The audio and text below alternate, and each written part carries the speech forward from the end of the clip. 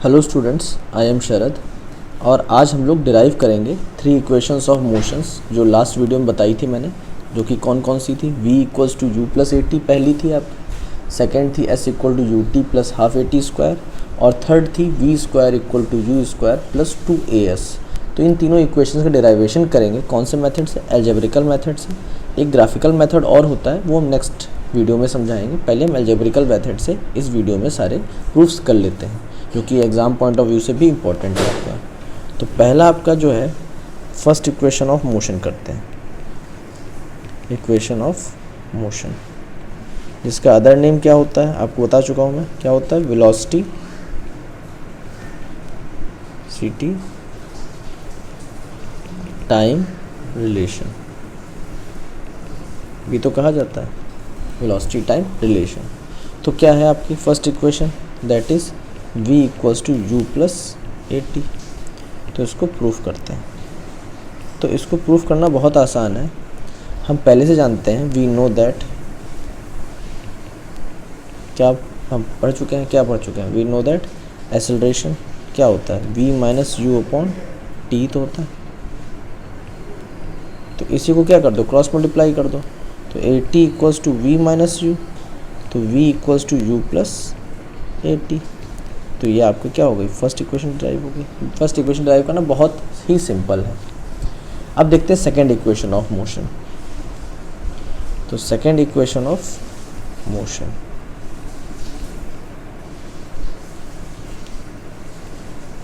ठीक है, इसको क्या पढ़ते हैं हम लोग? डिस्प्लेसमेंट टाइम रिलेशन, ये तो पढ़ते हैं। क्या होती है आपकी? That is s equal to u t plus half a t square. इसको प्रूफ कर लेते हैं। इसका प्रूफ भी सिंपल ही है।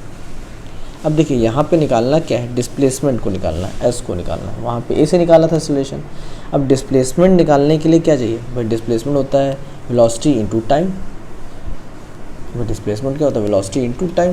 लेकिन यहाँ पे डिस्प्लेसमेंट जो हो रहा है या वेलोसिटी जो कांस्टेंट तो है नहीं, क्योंकि हमने क्या कहा था, ये इक्वेशंस एप्लीकेबल हैं एक्सेलरेटेड मोशन के लिए। वो कैसे? यूनिफॉर्मली एक्सेलरेटेड मोशन के लिए, मतलब कांस्टेंट। तो एक्सेलरेशन हो रहा है, वेलोसिटी बढ़ रही है, तो वहाँ पे क्या करना पड़ेगा हमें? वेलोसिटी का एवरेज लेना पड़ेगा भाई। एवरेज वेलोसिटी निकालनी पड़ेगी, वेलोसिटी में चेंज आ रहा है, फिर इनटू टाइम। तो हमको पता है कि एवरेज वेलोसिटी क्या होती है। एवरेज वेलोसिटी हम पहले वीडियोस में डिफाइन कर चुके हैं। तो इसके सिंबल क्या था? वी ए वी लिख लेते हैं। तो v plus you upon to, यही तो होगा। तो अगर हम डिस्प्लेसमेंट निकालें, इस वेलोसिटी में चेंज हो रहा है, लगातार बढ़ रही है वेलोसिटी एक ही रेट से, ठीक, कांस्टेंट एक्सेलरेशन हो रहा है। मतलब वेलोसिटी 20 थी, फिर हर सेकंड में 10 10 20 से 30 30 से 40, ऐसे एग्जांपल देके समझा रहा हूँ, बढ़ रही है। तो वहाँ पे एवरेज निकालने का तरीका क्या होता है वेलोसिटी का? That is u plus v upon two. तो अब डिस्प्लेसमेंट क्या हो जाएगा? वहाँ पे सिंबल क्या होता था? s क्या हो जाएगा? s equal to average velocity into time, ये तो हो जाएगा। तो s इक्वल्स टू सब्स्टिट्यूट कर दें, तो v plus you upon two into T, यही तो आ जाएगा।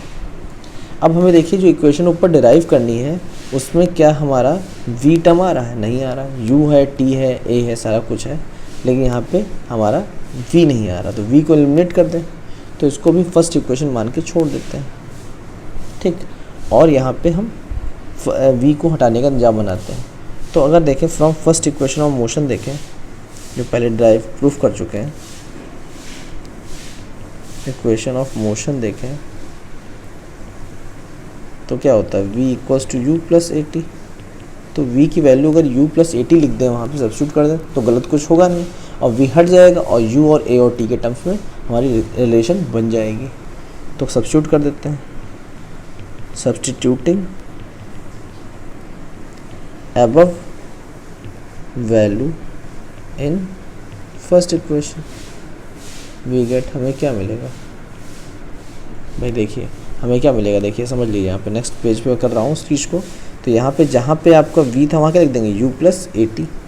तो क्या हो जाएगा, s equals to u plus a t plus you upon two into t. तो यहाँ सॉल्व करेंगे क्या आएगा, s equal to 2u plus a t upon two into T. अब हम क्या करें, t को मल्टीप्लाई कर दें, तो 2ut plus a t square upon two. अब 2 को ब्रेक कर दो, ठीक, फ्रैक्शंस के फॉर्म में।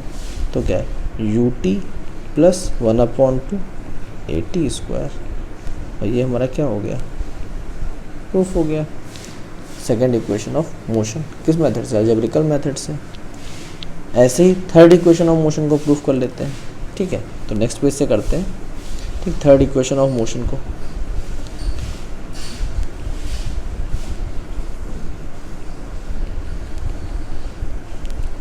थर्ड इक्वेशन ऑफ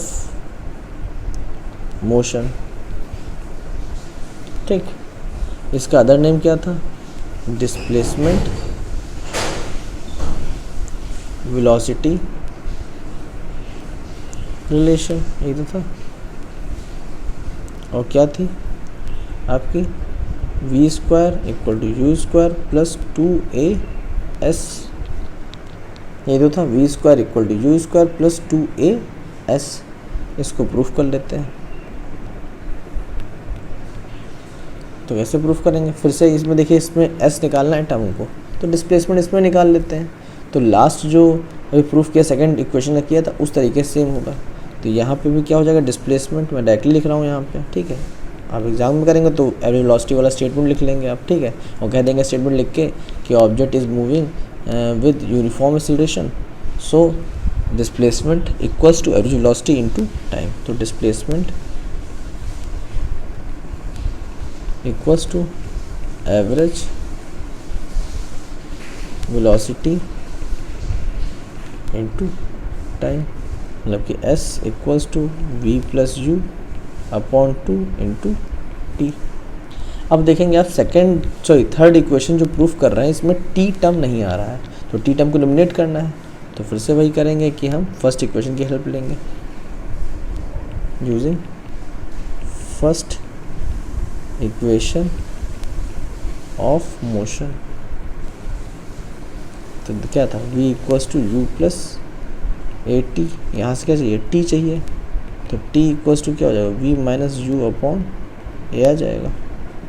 अब इसकी वैल्यू सब्स्टिट्यूट कर दो, सब्स्टिट्यूटिंग अबव वैल्यू इन, किसमें रख देंगे, वैल्यू इन फर्स्ट इक्वेशन में। जो फर्स्ट इक्वेशन फिर से मानी नहीं, जो वी गेट, हमें क्या मिलेगा, तो s equal to we plus you upon two, और जहाँ t था वहाँ लिख देंगे v minus u upon a. तो सॉल्व करेंगे तो क्या आएगा, नेक्स्ट पेज में सॉल्व कर रहा हूँ, तो सॉल्व करेंगे तो आएगा s equal to v square minus u square upon 2a आ जाएगा। थोड़ा और सॉल्व करें क्रॉस मल्टीप्लाई करके, तो 2as equals to v square minus u square, ये तो आ गया।